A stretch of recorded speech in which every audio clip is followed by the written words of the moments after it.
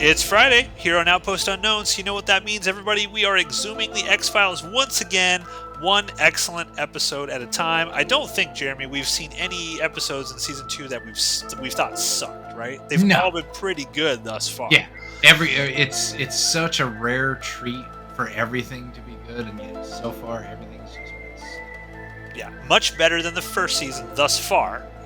Lots of ups and downs in season 1, but so far everything's been pretty good, which might make it even more difficult for us to pick out our top 5 best or top 5 worst of the season when we wrap it up at the end. But tonight, we are going to leave the aliens behind, and we're going to get hot, horny, and sweaty for some vampire blood sex kinkiness. We're talking the episode. It's titled 3, the number 3. Directed by David Nutter, written by Glenn Morgan and James Wong, from an original script that they altered and modified by a guy named Chris Ruppenthal. So, Jeremy, we're going to get a much different vibe and tone in this episode than we have in previous X-Files episodes. And I'm interested to talk to you about this one because I distinctly remember this episode from when I was a kid. I distinctly remember it. As I was rewatching this, I was like getting this strange feeling because I was like, I feel a little different about this one than I have some of the other X-Files episodes. So we'll get into it. What's this one all about? It starts with this rich guy. It looks like he's out on a balcony somewhere in Los Angeles, the Hollywood Hills, and he sees a fire going on over in the distance, and he's just watching it from his balcony, drinking this glass of wine. And it was weird. I was kind of taken back at a point. It's like, has Southern California, basically always just fucking been on fire? Like every year, Yes. Yes. I used to live in Southern California. I lived down there for like 13 years, and there were always fires. That's just a thing that Californians have to deal with down there. Well, he mentions that there's a fire going on in Malibu Canyon, and behind him, standing in the darkness, is a whore. That was an awesome silhouette, though. It was. I was watching that, and she's completely in shadow, but it's just her silhouette. You know, it's that kind of like hourglass-shaped body of this woman, and you can't see her at all. But I was like, they lit that so fucking well. I was impressed. It was fixing to get kind of steamy. I mean, she looked hot. Yep. And he's like, well, my wife and my kids are out of town, and I don't normally do this type of thing. And she's like, I'll do things with you that no one has ever done. And as it turns out, it's two guys and her mauling him to death in a hot tub. They go into a hot tub, they start getting it on, she latches onto him, and then two other guys that were not invited to the threesome, foursome, whatever you want to call it, jump in the hot tub, and they all just start biting him to death. Yeah. Then the hot tub sequence, I don't remember what year Species came out. I remember that being, maybe it was 95 or something. But I wonder if that's a hot tub scene in Species, if they got any inspiration from something like this. Because it's obviously the shadows and the way they shoot it's a lot different than in Species. But it gave me that kind of vibe where, hey, let's get in this hot tub and this beautiful woman basically just murders the dude in the hot tub. Species vibes. Well, her and two other guys that were there, like, kind of scruffy. I think they only showed one guy, and he was kind of, I call him Silent Bob throughout the rest of the episode because he's just wearing a long coat. He doesn't have a beard, but he never says anything. Yep. It's like, if he's like a sketchy Craigslist hookup, is what it does. It just resulted in a whole lot of blood drinking. But anyway, we continue with the story of Mulder reopening the X-Files. After the title screen, he's back down in his office. Everything is covered in plastic, like grand horror zombies committed murder down there. I wrote down, where was his non-X-Files office located? Because I'm like, wait a minute, if he's finally going down in his office and it's all dusty and everything like that, it's like, where has he been working at it for the past 6, 7, 8 months or whatever? Like, surely, even if they close the X-Files, you would still hang out and do your, boring cases from your office. They don't take your office away from you. It seemed weird to me. I actually wrote a note sort of in that vein. I haven't done as much Fed work as you have. I have done different various government jobs over the years, and my hardest thing to make me believe is that they lost an or th sorry, a guy vacated an office in a basement, and it Yes. wasn't immediately filled with cast-off furniture and old filing racks that nobody wanted to use anymore because their furniture got replaced. Because that's what happens Yeah. in these situations. He would have just walked in and, like, his door would have hit something 6 inches inside the room, but Yeah. no, they just covered his posters and his personal effects with plastic. Yeah. Either that or the union says, we're putting another body in there, and next person in seniority line Sure. gets that office. He goes over to his calendar. He has got this babe calendar thing with Yeah. bikini. He advances it 2 months, and then he goes from there. So it's only been 2 months since the X Files has closed down, apparently in their timeline. He goes over to his X Files rack and he puts in his most recent one. It just says Dana Scully on the cover, and he's kind of sad and going through her like her badge and her glasses and shit.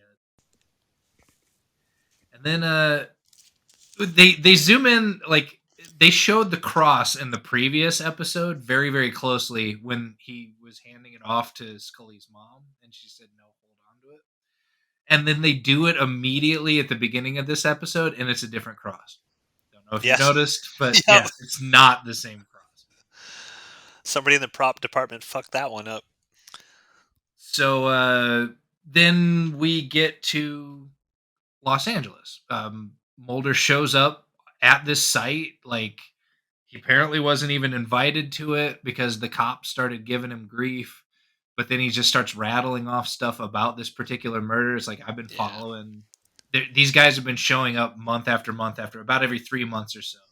They commit the same murders kind of in the same way, and then they vanish. So once he rattles off all of these facts to this cop about, his crime scene, he's like, all right, you can come in here and help us out with it. I like that because, again, I've said this on a previous episode. That is a thing.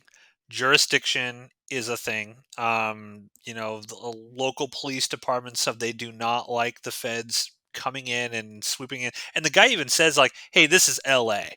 This ain't the first weird case that we've been able to crack and solve. Like, we don't need the help of Big Brother to come down and help us out."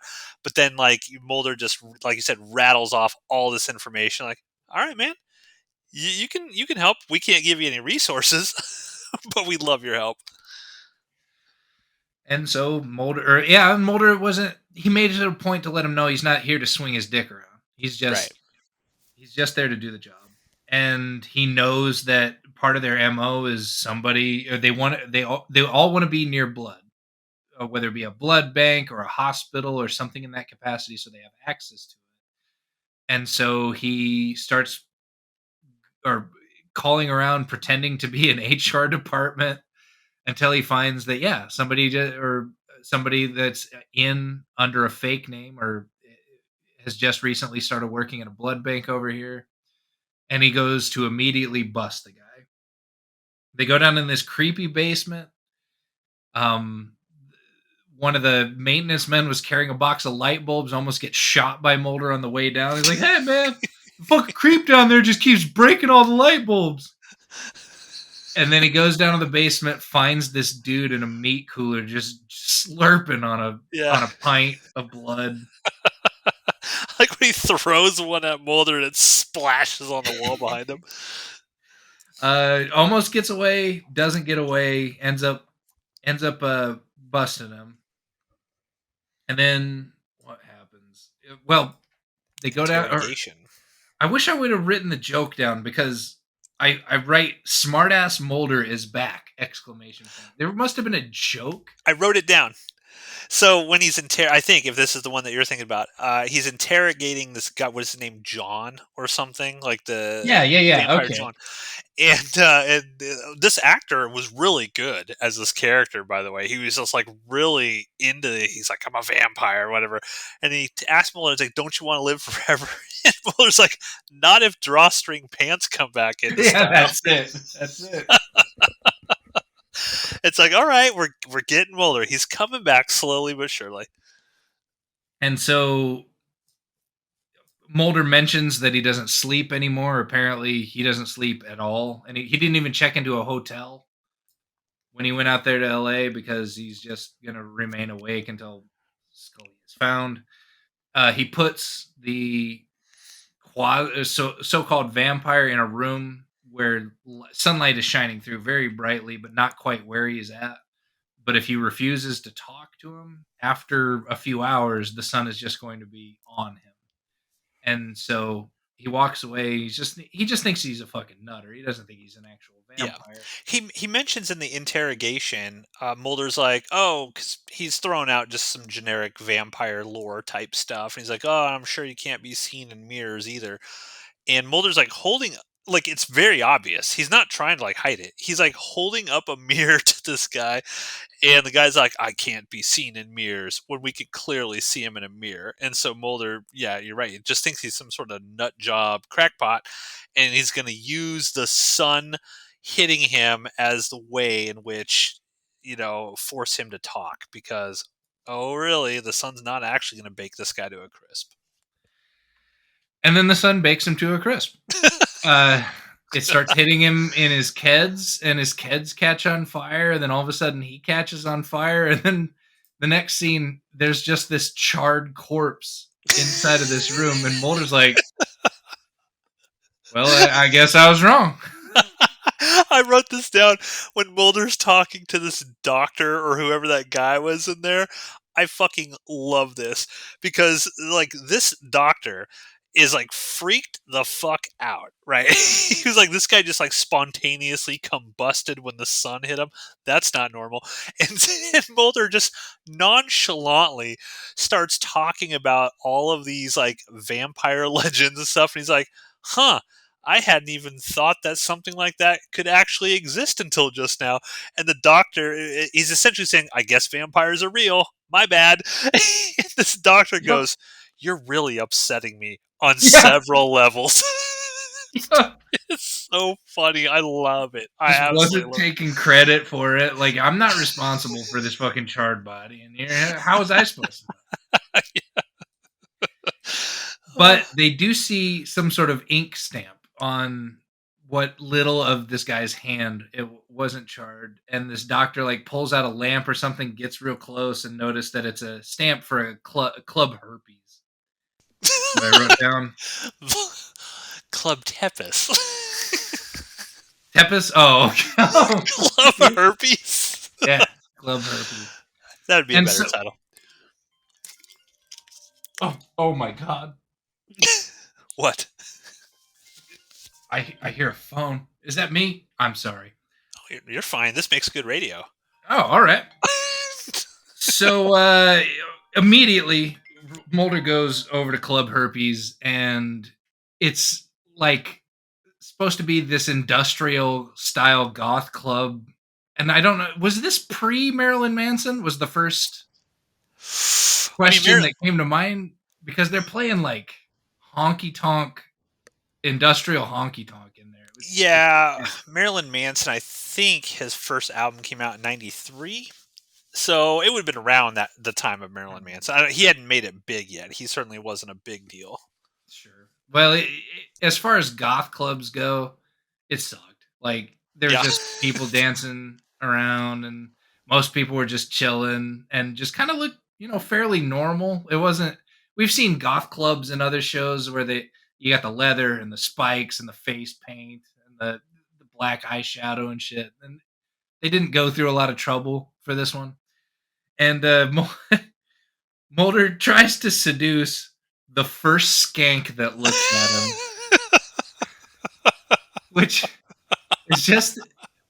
I wrote this down later in the notes, and I've got to just skip to it right now. But they've done seductress in this show like a couple of times now. You had the gender bender episode where this girl was just a seductress, and then you had Mulder's ex that was supposed to be this sex kitten from the UK, and then you have this chick that he's meeting with in the club, and it's like Mulder's David Duchovny is a really good looking guy. Like, he's a hot guy. I would put him, an 8 8.5 out of 10 on his best day. So why do all these seductresses in this show run about 4 to 6 on their best days? Like these girls don't. They're cute. They do not look great.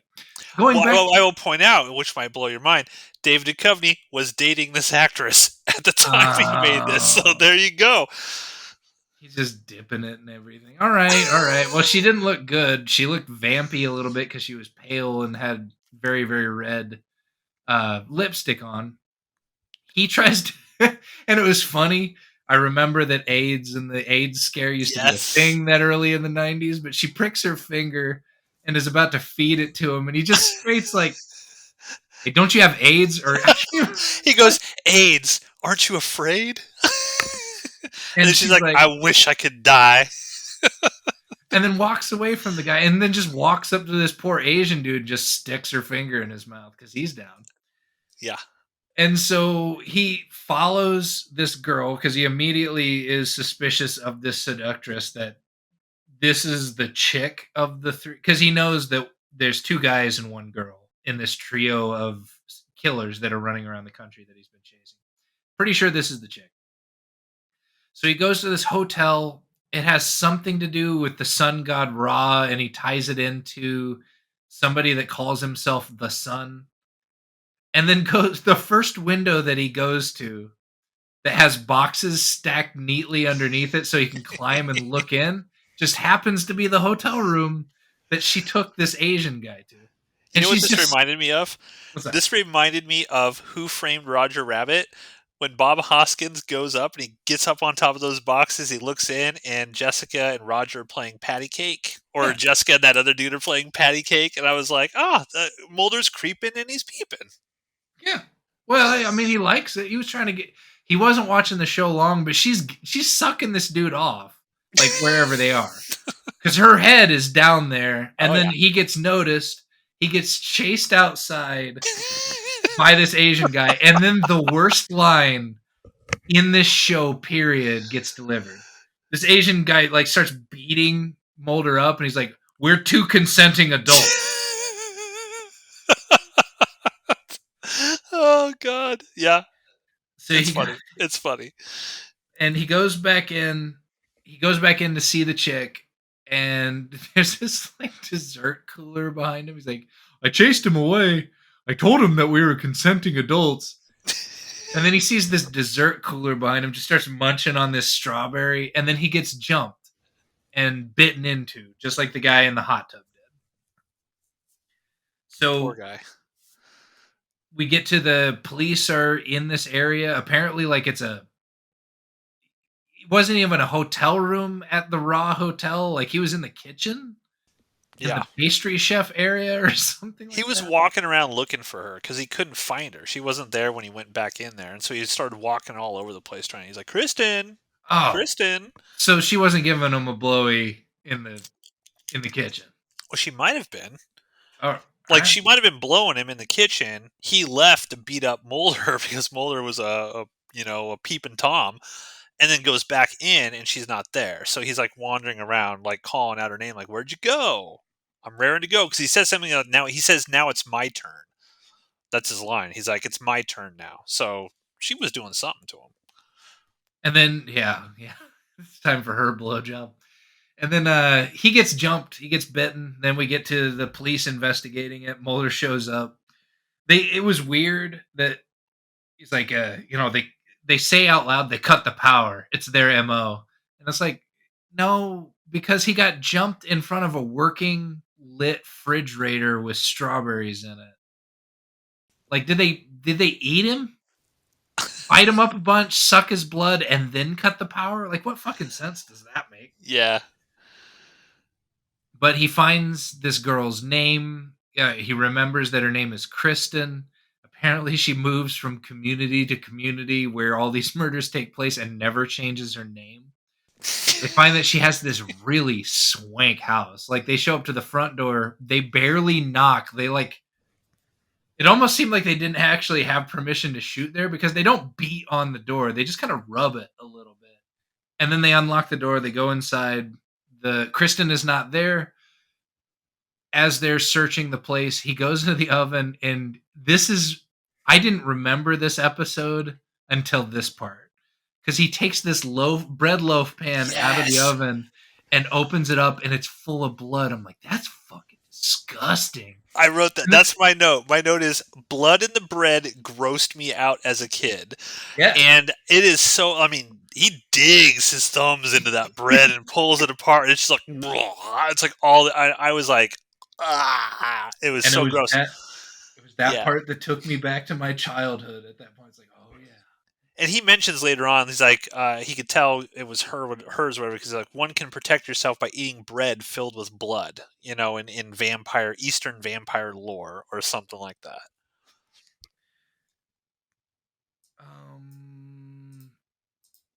But something to do with that loaf tells Mulder to throw the scent off of her as far as the cops go. It's like she's already bailed, she's gone, and he just hangs out at her house and waits for her to show up that night. Apparently, identifying the loaf as a means of, or an Eastern European means of protecting herself. He doesn't think that she's one of those vampires, but he ends up finding out that she was a part of that group before they started killing. Um, she mentions that they were into blood sport. Yeah. And the first thing I think of is like, fucking Van Damme and Tong Po. Like,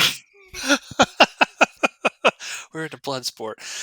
Yeah, and she has that long sort of monologue where she's talking about how she was it beaten by her dad, and then she was beaten by this John guy like her whole life, and they were knocking her teeth out and stuff like that. And then she basically tried to get away from them, and that's why she's been bouncing from town to town because they keep following her and trying to.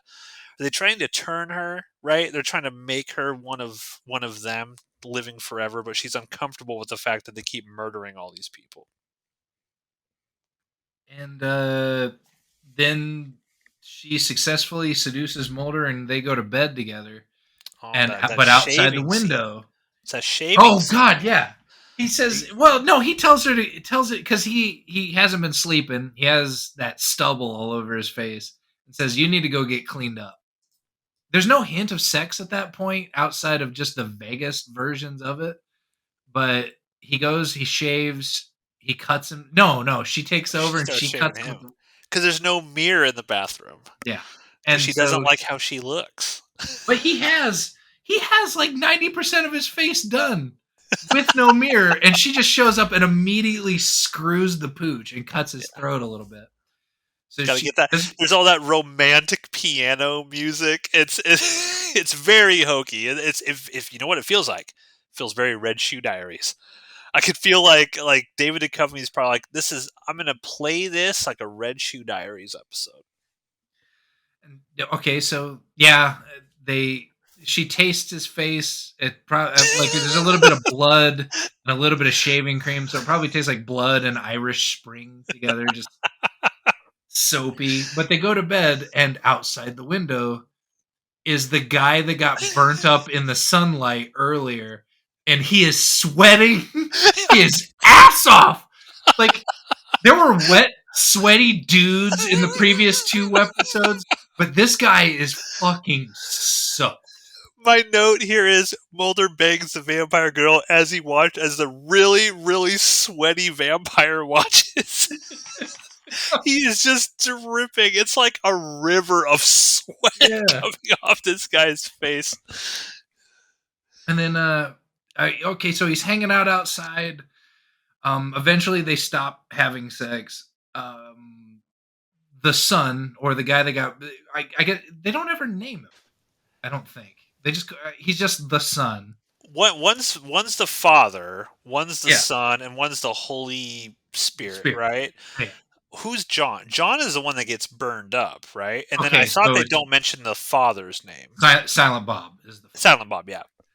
So they're there, like all of them are there, and John, or the son, confronts this chick, and he's like, I died and I came back, and they can't kill us. Only one of us can kill each other. Whoa! You're glossing past what he initially says there. He's like, I had to only confront you after you were finished. I had to watch you until you were finished. That sweaty ass vampire sat at that window watching his girlfriend bang Fox for who knows how long.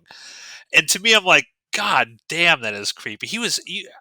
I mean, if he was sweating just looking in the window, just imagine the sweat coming off him at that point. It was very It's just, disturbing. and the breathing and the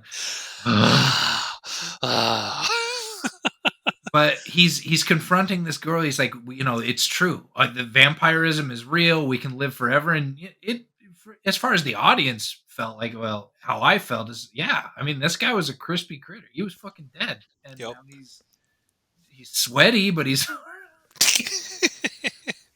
and then she goes like, how does she incapacitate John? Oh God, I'm trying to remember. No. John She gives stabs him the a knife. father. Yeah, she No, stabs no. the father because he wants her to cut or kill Mulder. Well, John hands her a knife and says, "Go open him up." That's part of becoming an immortal. Like, go open that pig up with this knife. And so She's she got to goes into kill the room. somebody. Yeah, It's got to like, take an okay, innocent so life. you notice when you go into where the bedroom where Mulder was passed out at, he's not passed out in the bed. Like, she wouldn't let him sleep in her bed. He's sitting up in a chair passed. And so she start. It looks like maybe she's gonna stab Mulder, and she starts waking him, and then all of a sudden she just turns around in the darkness and just starts stabbing something in the dark. And it's Silent Bob just breathing heavily in the corner. Who knows if he was watching the sex or not? It probably was. And then All the vampires like to watch. They're they just start watching Mulder fuck this vampire girl. Well, I guess she's not a vampire yet. they start making their way to the garage. It seems like a mop handle gets involved because John starts getting his ass beat with his stick for a little bit. Yep. And I thought that was cool. It's like, all right, well, you're an immortal vampire and you can't be killed, but you don't have like super strength or the ability to resist damage. If somebody just beats your ass with a stick, it'll work.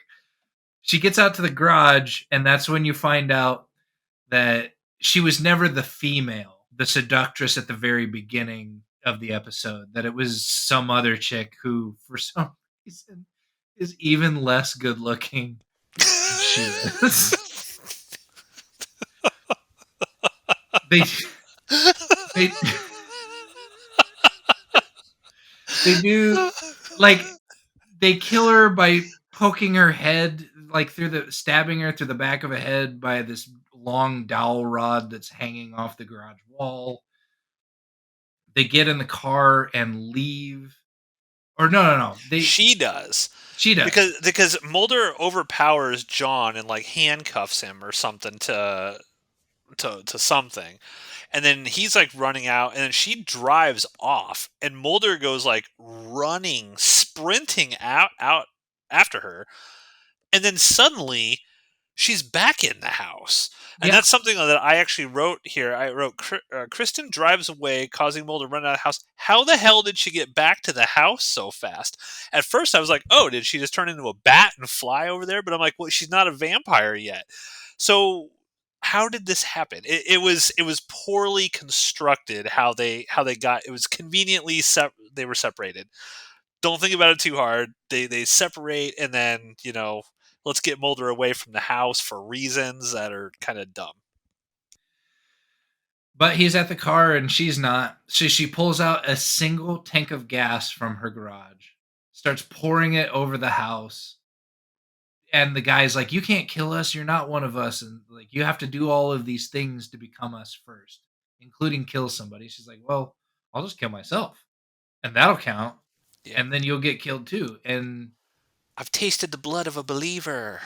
yeah, but off of the back of her head, like, where did that? No, she tasted her own blood then. Okay. Anyway, what the fuck ever. She pours a little bit of gas on the floor, lights it up, completely obliterates the house. It explodes. It's so hilarious. I was like, wow. Wow. Mulder runs back up to the house, and there's all these firemen like picking through a dirt lot that has like little tiny bits of wood in it. But this house apparently just blew up completely to smithereens. And there's this really weird scene where Mulder's shirt is kind of open a little bit. Definitely like a, oh, what was it? Fucking that guy from the nerd from Jurassic Park with his shirt wide open. Why can't I Jeff remember? Goldblum? Yeah, yeah. When he Ian was Malcolm? playing that role, trying to be sexy, that's what it Yeah. kind of looked like for a minute. Yeah. And then this fireman walks down. He's just like, "Hey, man, we didn't find nothing." Like, Looks like we found okay. 4 bodies. They found 4 bodies Yeah, in it the was house. just bone. It was just Yeah. bones and ash, and that's it. Yeah. Like the second weirdest line delivered in X Files in the same episode, right behind "We're two consenting adults." Like it just didn't fucking belong there. Well, what about AIDS? Aren't you afraid? Oh God, AIDS. Yeah, yeah, because chicks that are hitting on you in the club, that's what you want to do. AIDS, you have it, right?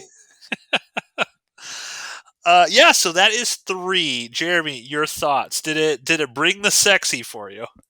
No, I'm. I think it probably did a little bit for me when I was a kid, because that first scene, other than getting mauled to death in a hot tub, the outline of that chick was hot. But as a grown ass adult, like looking, like bring some hot ass chicks onto the show. Stop giving me like middle of the road girl with lipstick on. Ugh. I just don't believe it. I like the episode. It ended really fucking stupid. Like I think it peaked about the time that old boy got roasted by the sunlight, and Mm, then just yeah, rolled swiftly downhill from there. yeah. But yeah, that's about how I feel about it. I really like this episode. I'm not gonna lie, and I acknowledge that there's a lot of stupid in this script. Like there's a lot of stupid lines. There's a lot of just like what the fuck sort of moments. For whatever reason, this this works for me. This episode works for me. I like the idea that there are vampires. Wasn't there an episode in season 1 where it was kind of like a vampire fake out? I seem to remember you Yeah, Eve mentioning like Eve 6 when they yes, exsanguinated. Yeah. yeah, yeah, and so we're like, oh man, we wish we would have been able to see vampires. Well, we actually get like vampires in this one, and I thought like the kind of take on vampires was a little different from what I had normally seen. I still kind of like this take as well. That it's just like, oh yeah, we can do this. Here's some lore behind this. You have to do X, Y, and Z to become a vampire. It's not just, hey, I bite you and then you're a vampire. It's, oh no, you got to take a life and you got to do this, you got to do that. I liked all that stuff. I love the sequence with the guy burning to a crisp in the sunlight in the cop station. I actually really even like the attempt at sexy here. I will 100% agree with you. Not attracted to this girl at all. I don't think Kristen is somebody that I would fall head over heels for and like suck the blood out of her pointer finger. That's not somebody I would go that far for. But for whatever reason, I think the vibe that they were going for kind of works. And it felt very, very different to me than other episodes of X Files. Even Genderbender, with some of its weird sexual stuff, they weren't doing like the Red Shoe Diary stuff where we're going to get nice tight close-ups on everybody and give each other longing looks as like strange like melodramatic piano plays, and let's do 3 minutes of me shaving you all sensually and stuff. Like they were trying to do something a little different with this episode, and it worked for me. I think it's pretty good. I certainly don't hate it, but I acknowledge some of the writing in this is really stupid. And if the writing had been better, I think, and maybe cast somebody a little different in some of these roles, I think this could have been like a really awesome episode. I like the guy who played John. I thought he was really, really good, especially when he's giving his kind of soliloquy on vampirism and who he is and what they are. I thought that was really, really cool. So there's a great idea and concept in here that is partially executed really well, and then other times it kind of falls flat on its face. But I still liked it over. I think it would have been an excellent Red Shoe Diaries episode. Now that I think about it, if Oh they had yeah, allowed it to just turn the sexiness and the sex up to 10, yeah, this would have been a very good episode. yeah.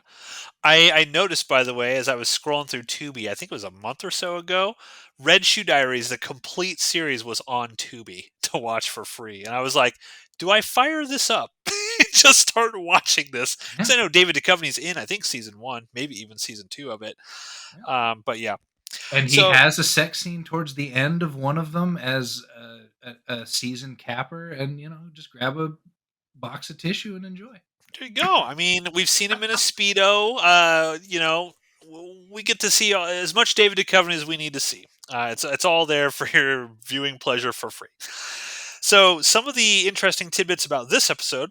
The original script for the episode was a lot kinkier and revealed a lot more about blood fetishism. These elements, however, fell foul of the broadcast standards, so they had to be toned down. I would be very curious to see what this original script was. The blood stuff, like trying to get Mulder to suck on her bloody finger, kind Release of, the Carter cut. yeah. It was kind of weird. I would love to just kind of see, like, what the hell did they have in mind for this? Because it was already, I think, a little edgy for network television back then. Sure. I don't remember seeing anything quite like this on TV as a kid. The film playing in the background club at the Club Tempest scene is Fritz Lang's M, which is a really cool serial killer film from pre-code cinema. A small nod to the premise of 3 can be seen in the very last shot. While Mulder examines the cross hanging around his neck, the smoke cloud behind him forms the sultry figure of a woman, presumably the spirit of the female who died in the flames who is living forever. I did not see that. Did you notice that at all? No. Okay, I might have to go back and just try to play that last couple minutes because I don't remember seeing anything like that. But apparently, sultry figure in a smoke cloud behind him. Howard Gordon was originally supposed to write the 7th episode of the season, but when he became unavailable, Glenn Morgan and James Wong, who were working on writing the 8th episode of the season, agreed to rewrite a freelance script provided by Chris Ruppenthal. The writers had to do significant edits, but retain the main plot surrounding the 3 vampires. So it looks like Glenn Morgan, and that might be part of the reason the story and the dialogue in this feels very wacky at times. It's because Glenn Morgan and James Wong had to rewrite Chris Ruppenthal's script, which apparently was far more kinkier and racier and whatnot. So you got a lot of cooks in the kitchen here trying to like finagle somebody else's script. So that probably explains some of the imbalances in tone. Club Tempest, named after Vlad Tepes, was the inspiration for Dracula, was shot inside a closed-down and redecorated nightclub with extras recruited from other Vancouver clubs. The location of Kristen's house was the mansion of hockey player Pavel Bure, then of the Vancouver Canucks. The producers had an agreement for the late filming from all but one of Bure's neighbors who was absent during the petitioning. This neighbor later tried to sue the Fox network, only agreeing to let production continue after receiving compensation. What a douche. Perry Reeves, who played Kristen, was David Duchovny's real-life girlfriend at the time.